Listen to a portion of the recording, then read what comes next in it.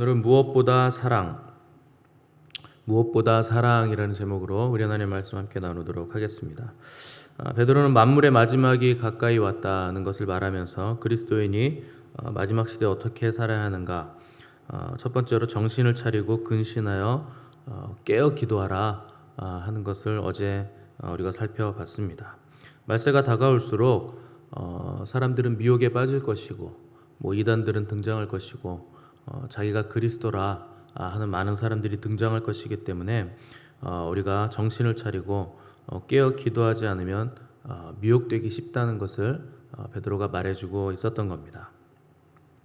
그래서 우리가 깨어 기도하라 하는 것은 하나님과의 깊은 관계로 들어가라 하는 겁니다. 미혹받지 않으려면 그 영이 하나님의 영인지 하나님의 영이 아닌지를 분별할 수 있어야 되는데, 분별하는 방법은 내가 하나님과 가까우면 그냥 쉽게 분별이 되는 겁니다.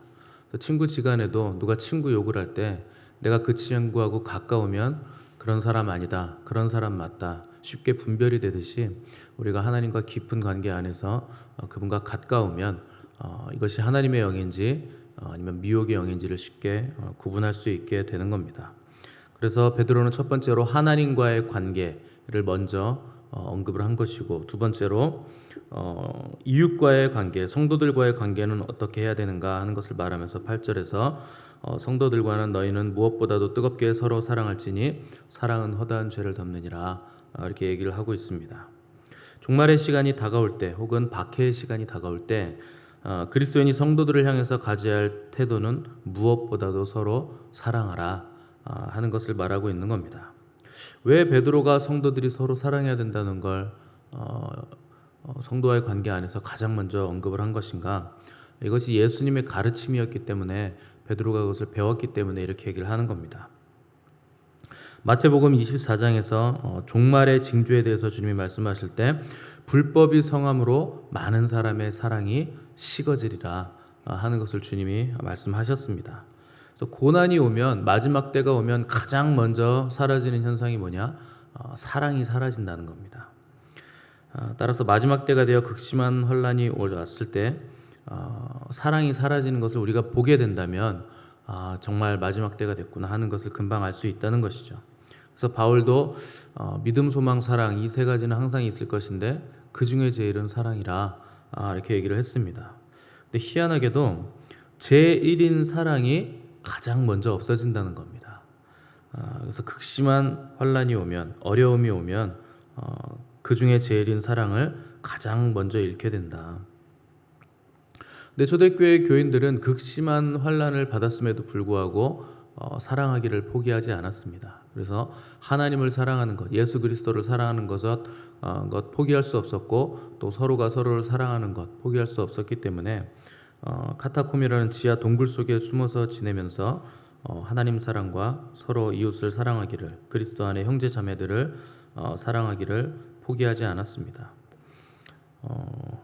그 카타콤 같은데 이렇게 가보시면 사실 사람이 살만한 데가 못 됩니다. 그 다윗 같은 경우에는 아둘람 굴에 있었잖아요. 이스라엘 가서 여러분 이스라엘 가시면 사람들 가는 데가 뻔해요. 예수님 나으신 베들레헴, 지금 가자지구 안에 있는데 지금 전쟁 중인데 그런 데 가거나, 예루살렘 성전 가거나, 또 가나 혼인잔치 이런 데 이렇게 유명한 데 돌아다니시는데, 사실 그런 데 가는 것보다 아둘람 동굴 이런 데 가는 게 훨씬 더 우리에게 유익합니다. 아둘람 동굴 가보시면 입구가 한 60cm 정도 될까요? 그러니까 요거보다 낮아요. 강대상보다 더 낮습니다, 들어가는 입구가.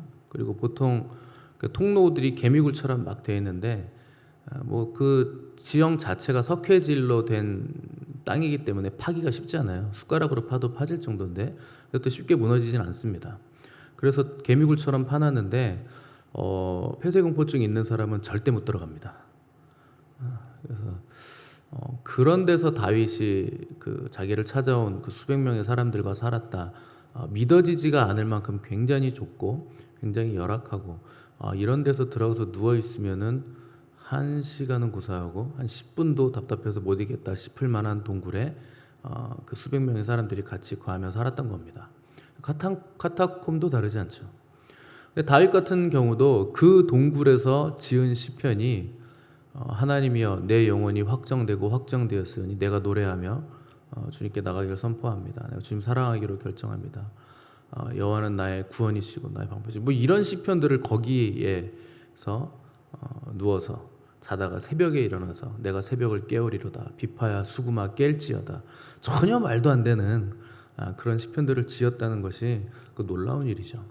그러니까 하나님 사랑하기를 포기하지 않는 사람들은 어떠한 환경에서도 하나님을 사랑할 수 있는 것이고 그 하나님 사랑을 가지고 있는 사람들만이 이웃들을 사랑할 수 있다 하는 것을 우리가 성경을 통해서 알 수 있는데 오늘 베드로도 만물의 마지막에 가까웠으니 너희는 정신을 차리고 근신하여 깨어 기도하라 하나님과의 관계 안으로 들어가라 그리고 그렇게 된 사람들에게 또다시 권면하기를 무엇보다도 성도들 안에선 서로 뜨겁게 서로 사랑해라 얘기를 하고 있는 겁니다. 그래서 초대교회 교인들이 말할 수 없는 핍박을 받을 때 그 카타콤 지하 동굴 속에서 숨어서 지내면서 하나님 사랑과 이웃 사랑을 포기하지 않았다. 또 검투사들의 칼과 창, 또 사자와 곰과 호랑이 같은 짐승들에게 목숨을 잃게 되는 순교의 현장에서도 그들은 사랑하는 것을 포기하지 않았습니다. 그래서 그 검투사들이 경기하는 곳에서 그리스도인들을 모아놓고 뭐 짐승들을 풀어놓기도 하고 뭐 이런 일을 할 때 그리스도인들이 마지막으로 했던 것은 서로 입을 맞추고 그리고 하나님을 극진히 경배하는 것이었습니다. 그리고 나서 이제 순교를 당한 것이죠. 끝까지 하나님 사랑과 이웃 사랑을 포기하지 않았다는 겁니다. 어떻게 초대교회 성도들은 그럴 수 있는가? 이 초대교회 성도들의 신앙을 위대하게 만들어 준 것은 예수 그리스도를 사랑하는 그 사랑, 그리고 그리스도 안에서 서로를 사랑하는 그 사랑을 포기하지 않았기 때문에 그들의 신앙을 우리가 위대했다 이렇게 부르는 겁니다. 믿음과 순종 이런 것들이 인내를 요구한다면 사랑은 완전한 희생을 요구하는 겁니다. 시작은 믿음이에요.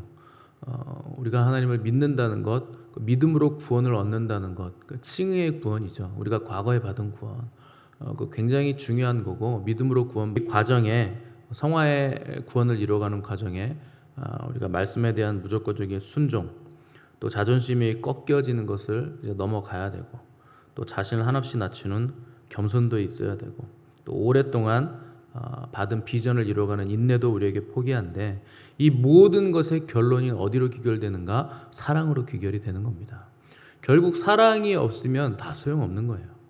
그래서 사랑이 없으면 내가 아무것도 아니라 사람의 방언, 여러분 방언 아무리 많이 하셔도 100가지 방언을 내가 할 수 있다 이렇게 자랑하셔도 사랑이 없으면 소용이 없고, 천사의 말을 한다고 해도 또 천사의 말을 내가 들어서 그걸 전한다 해도 사랑이 없으면 소용이 없는 겁니다.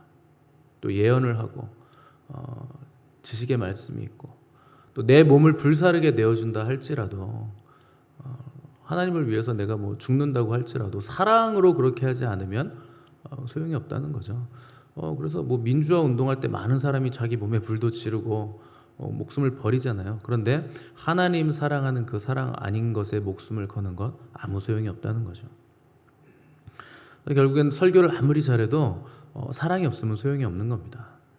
사랑이 결국 모든 것의 마침표입니다. 그래서 베드로는 오늘 무엇보다 가장 중요한 것은 사랑이라 이렇게 얘기했는데, 베드로가 말한 사랑은 그냥 일반적인 사랑이 아니고 아가페 사랑입니다. 이것은 신적인 사랑을 말하고 하나님께서 우리를 사랑하신 그 사랑, 예수 그리스도께서 우리를 위해 목숨을 내어주신 그 뜨거운 사랑을 말하는 건데, 초대교회에서 그리스도 안에서 서로 사랑을 표현하는 그 외적인 표현의 방법이 바로 거룩한 입맞춤이었습니다.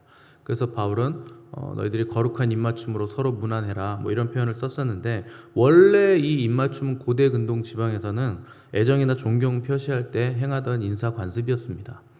우리 문화 안에서는 이러면 큰일 납니다. 남자가 남자에게 입맞추고 여자에게 입맞추면 더 큰일 나죠. 근데 그 지방에서는 이게 인사 관습이에요. 구약성경 보시면 이제 이삭이 눈이 흐려진 그 늙을막에 에서에게 내가 장자의 축복을 해주겠다 이렇게 말하면서 사냥해와라 그랬는데, 이삭이 변장해서 들어왔을 때 뭔가 찜찜해서 너 나한테 와서 입 맞춰라 이렇게 얘기하잖아요. 그래서 문안 인사를 하라는 거죠. 또 사무엘 하를 보시면 다윗 왕이 또 아들 압살롬이 다윗 왕에게 나왔을 때 입을 맞추는 장면도 나오고, 이게 이제 가족들에게도 입맞춤이 인사였던 겁니다. 또 존경하는 랍비나 스승에게 하는 입맞춤은 사랑과 존경의 표시의 입맞춤이었는데, 가룟 유다는 캄캄한 그 새벽에 겟세마네 동산에서 예수님을 잡으러 군사들과 갈 때 깜깜하니까 알아보지 못할 거니까 내가 입맞추는 사람이 나의 스승이다 이렇게 얘기해서 군호를 짰다, 성경이 이렇게 표현하잖아요. 그러니까 스승에게도 존경과 예의와 사랑을 담아서 인사했던 것이 그 입맞춤이었습니다. 그 입맞춤으로, 존경의 입맞춤으로 예수님을 팔아먹은 거죠. 그래서 신약 성경에 보면 거룩한 입맞춤으로 서로 무난하라 하는 표현이 계속 등장하는 것을 볼 수 있는데, 이 초대교회 당시에 그리스도인들이 서로 입을 맞추는 것은 서로 하나됨을 표현하는 굉장히 중요한 인사를 넘어서는 예식이었습니다. 그래서 정식 예배 순서에도 이 거룩한 입맞춤 시간이 들어가 있었어요. 그러니까 예배 시간 중간에 이 순서가 들어가 있었을 만큼 이 거룩한 입맞춤은 중요했던 겁니다. 그러면 왜 예배 순서에 들어가 있을 정도로 서로 간에 사랑의 입맞춤을 표현하는 것이 그토록 중요했었는가? 근본적으로 하나님은 사랑이시기 때문에 이 사랑의 표현은 중요한 것이고, 또 우리 주님께서 우리를 뜨겁게 사랑해 주셔서 그분의 목숨을 우리에게 주셨기 때문에 사랑은 우리에게 중요하고, 사랑을 표현하는 이 거룩한 입맞춤은 초대교회 성도들에게 굉장히 중요하게 여겨졌던 겁니다. 우리가 초대교회 성경 공부 양육 시간에 배우셨는데, 초대교회 공동체 안에 들어가려면 누구나 쉽게 들어가지 못했습니다. 그래서 최소 2년에서 3년의 시간이 걸리는데 반드시 세례를 받고 들어가야 돼요. 공동체에 들어갈 때. 지금하고는 반대죠. 우리는 일단 6개월 정도 지나면, 1년 정도 지나면 출석만 잘하면 세례 주잖아요. 계속 나오네. 그리고 하나님이 자기의 구세주라는 거 인정하네. 그럼 그냥 줍니다. 초대교회 때는 그렇게 하지 않습니다. 3년 동안 뭘 하느냐면, 기본이 3년이에요. 3년 동안 뭘 하느냐면 하루 4시간씩 성경 공부를 해요. 그러니까 딱 맡은 사람이 있어서 후견이라고 하는데, 그래서 성경 공부를 하고, 그 사람이 성경 공부를 하면서 3년간 뭘 보느냐, 그 개종자가 삶이 정말 변하는가를 봅니다. 그리고 하나님을 생명 다해 사랑하는 사람인가를 체크를 합니다. 그래서 사도들이 혹은 교부들이 물어봅니다. 후견인에게 이 사람의 삶이 어떻게 변했는가, 이렇게 하느냐는 거 물어봤을 때 네, 그렇게 다 하고 있습니다 하고 인정이 되면, 3년이 지나면 그때 세례를 주고, 그리고 나면 비로소 공동체 안에 들어와서 예배를 드릴 수 있었습니다.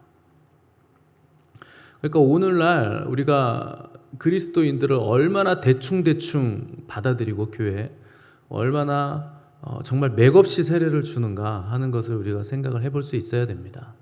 아무나 공동체로 받아들일 수 없었다는 겁니다. 제자가 된 사람만, 정말 제자의 모습을 가지고 있는 사람만 그때 공동체 안에 들어와서 세례를 받고 들어와서 그때부터 같이 공예배를 드릴 수 있었고, 그 예배 시간에 형제 자매라 인정을 받아서 거룩한 입맞춤을 나눌 수 있었다는 겁니다. 그래서 초대교회에서 그리스도의 제자가 된다 하는 것은 목숨을 걸어야 되는 일이었죠. 당시에 예수님의 제자라 하는 건 정말 목숨을 걸어야 되는 일이었습니다. 오늘날 우리는 제자가 되는 것을 그냥 제자 훈련하면 제자라 이렇게 생각을 하고, 그냥 교회 다니면 제자라 이렇게 생각하는데 천만의 말씀입니다. 교회 안에 앉아 있다고 해서 제자가 아니고, 교회 생활을 한다고 해서 절대 제자가 될 수 없습니다. 제자가 된다는 것은 내 삶을 나의 스승이신 그리스도께 드린다는 거예요.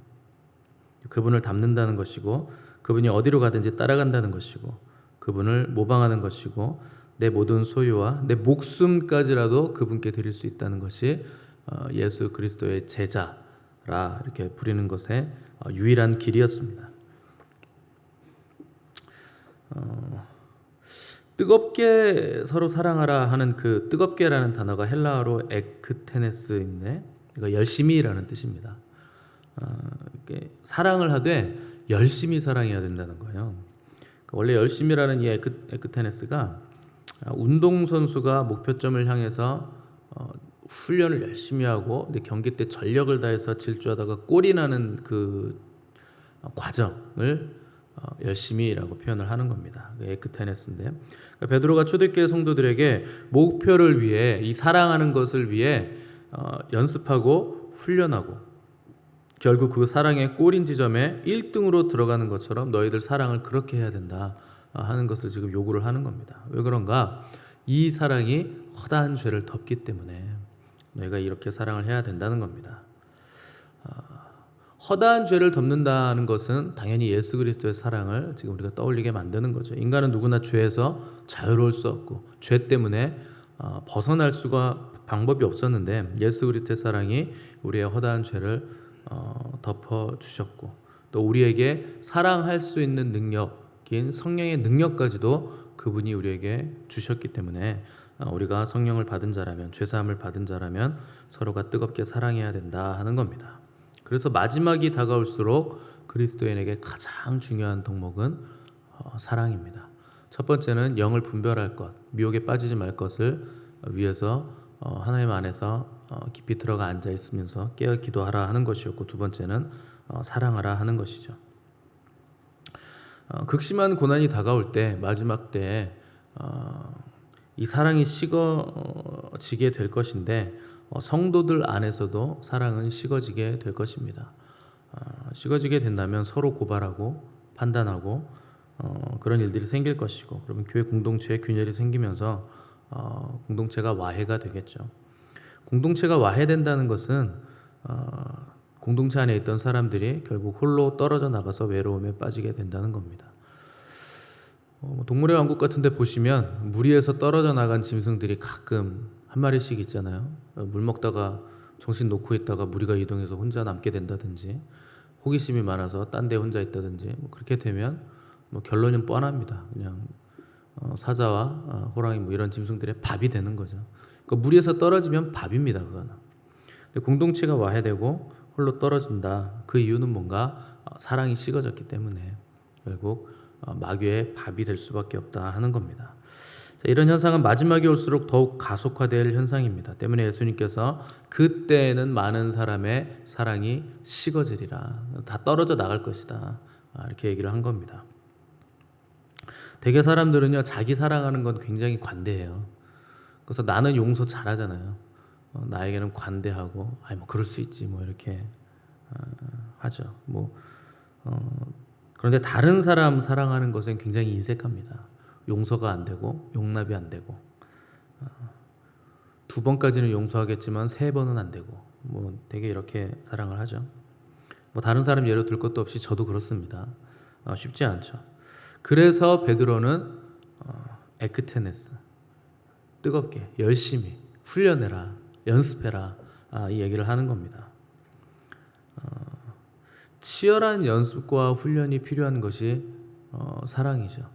부부간에도 그렇잖아요. 여러분, 부부간에 사랑하는 거 쉽지 않죠. 그래서 연습을 해야 되는 겁니다. 왜냐하면 우리는 내 몸을, 나를 사랑하는 것에 익숙해진 채로 살아왔기 때문에 다른 사람을 위해서 사랑하는 거 원래 잘 못하거든요. 그래서 내 방법대로 사랑을 표현하고 내가 좋아하는 거 저 사람도 좋아할 것 같아서 그렇게 사랑해주지만 그건 사랑이 아닙니다. 다른 사람의 유익을 위해서 내 몸을 헌신하는 게 사랑이죠. 그래서 그 사람의 유익, 그 사람을 위해서 헌신하고 봉사하고 연습하는 게 사랑이기 때문에 우리는 치열하게 훈련을 해야 됩니다. 훈련을 해야 되는 이유는 지금은 되지 않기 때문에 훈련을 하라는 것이고, 지금은 되지 않지만 다가올 훗날에는 자연스럽게 내가 생각하지 않아도 내 몸이 먼저 그렇게 될 수 있도록 몸에 기를 내는 것이 훈련이기 때문에 훈련을 하라고 얘기하는 겁니다. 반복하는 과정이 필요하다는 거죠. 공동체 안에서 우리가 단순히 미워하지 않고 별 관심을 두지 않는 것은 사랑이라고 부를 수 없겠죠. 그것만으로는 충분하지 않습니다.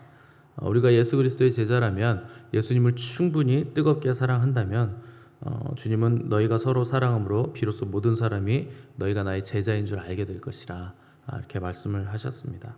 우리가 나 예수님의 제자예요, 예수님 사랑해요, 나 그분만을 따를 거예요, 그분을 위해 목숨도 버릴 수 있어요, 이렇게 얘기하는 것으로 다른 사람이 우리가 예수 그리스도의 제자됨을 아는 것이 아니고, 공동체 안에서 우리가 뜨겁게 서로 사랑하는 것을 보고 또 이웃들을 사랑하는 것을 보고 예수님의 제자인 것을 알게 된다는 겁니다. 그래서 예수님의 제자됨의 특징은 사랑하는 것, 이게 제자됨의 특징이라고 얘기하는 겁니다. 그러니까 예수님의 제자는 서로 사랑하는 것을 통해서 알게 된다면 우리가 어떻게 사랑해야 되는가, 얼만큼 뜨겁게 사랑해야 되는가 하는 것을 다시 한번 생각을 해볼 수 있어야 됩니다. 그래서 제자가 된다는 것은 굉장히 심플한 겁니다. 서로 사랑하겠다는 결심을 하는 것이고 그렇게 삶을 살아가는 겁니다. 심플한데 오늘날 많은 사람들이 제자란 뭔가 하는 것에 대해 복잡하게 생각을 합니다. 왜 그러냐? 머릿속에 온갖 변명들이 너무나 많이 널려져 있으니까 이건 좀 안 건드려줬으면 좋겠고 이건 내 걸로 좀 가지고 있었으면 좋겠고 이것만큼은 포기하지 않았으면 좋겠는데 이런 생각들이 계속 있으니까 그리스도의 제자가 된다는 개념이 굉장히 모호하거나 두려운 일이거나 무슨 신비로운 개념이거나 하는 것으로 받아들여지게 된다는 것이죠. 근데 여러분 생각을 해보십시오. 누군가처럼 되고 싶고 누군가처럼 되기를 작정하고 그렇게 살아가기를 갈망한다는 것은 모호하거나 두렵거나 신비한 일이 전혀 아니죠. 정확한 롤이 있잖아요. 그 롤 모델이 있잖아요. 샘플이. 그러니까 제자가 된다는 건 굉장히 심플한 겁니다. 되게 쉬운 것이고 확실하게 우리가 개념화할 수 있는 겁니다. 그런데 변명이 많으면 이게 모호해지는 거예요. 복잡해지는 것이고. 그리스도의 사랑은 반드시 해야 되는 겁니다. 우리가 서로 사랑하는 것도 반드시 해야 되는 일입니다. 그런데 의무감으로 하는 것은 절대 아닙니다. 해야 되는 일이지만 의무감으로 하는 것이 아니라 내게 능력 주시는 그분 안에서 내가 모든 것을 할 수 있다는 그 능력을 받아서 은혜로 우리가 서로를 사랑할 수 있게 되는 겁니다. 그래서 누가 왜 어떻게 무슨 근거로 그렇게 사랑하고 삶을 살아가느냐 묻는다면 우리를 사랑하신 하나님의 그 사랑으로 사망이나 생명이나 천사들이나 권세들이나 현재일이나 장래일이나 높음이나 깊음이나 그 어떤 피조물이라도 끊을 수 없는 그 사랑 때문에 그 사랑을 받았기 때문에 우리는 서로 사랑합니다 라고 우리가 얘기할 수 있어야 되고 선포할 수 있어야 된다 하는 겁니다.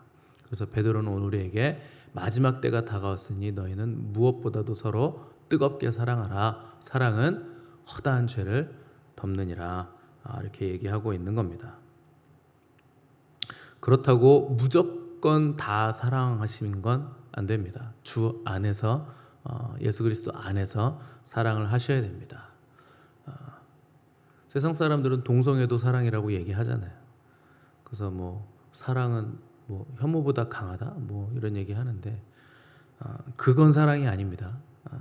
그런 식으로 사랑하는 건 사랑이 아니에요. 예수 그리스도 안에서 하나님의 창조 원리 안에서 말씀 안에서 사랑을 해야 됩니다. 불법적인 사랑은 우리가 받아들일 수 없는 겁니다.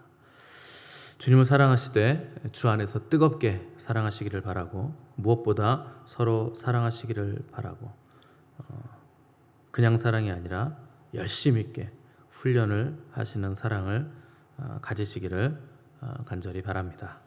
함께 기도하겠습니다.